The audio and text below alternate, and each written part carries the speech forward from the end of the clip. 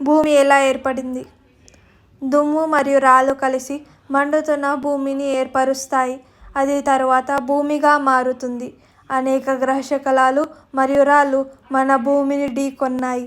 విరిగిన భాగాలు భూమిలోనే ఉండిపోతాయి మరియు కరిగిన దశకు దారితీస్తాయి. ఆ సమయంలో భూమి చాలా వేడిగా మరియు లావాతో నిండి ఉండేది. అప్పుడు థియా అనే ఒక గ్రహం ప్రకాశవంతమైన నీలం రంగులో ఉండేది. అది భూమి వైపు చాలా వేగంగా కదిలింది మరియు మన భూమిని ఢీకొట్టింది. అది నిజంగానే గొప్ప ఘర్షణ మరియు గొప్ప ప్రభావాన్ని చూపింది. విరిగిన ముక్కలన్నీ భూమి చుట్టూ ఒక వలయాన్ని ఏర్పరుస్తాయి. అప్పుడు భూమి చల్లబడి క్రస్ట్ ఏర్పడింది. తరువాత ఆ వలయంలోని కణాలు చంద్రుడిని ఏర్పరుస్తాయి. ఇప్పుడు పర్వతాలు, ఖండం, మహాసముద్రాలతో కూడిన భూమి ఏర్పడింది. అప్పుడు నీటిలో మొదటి జీవం ఉద్భవించింది. అది బ్యాక్టీరియా.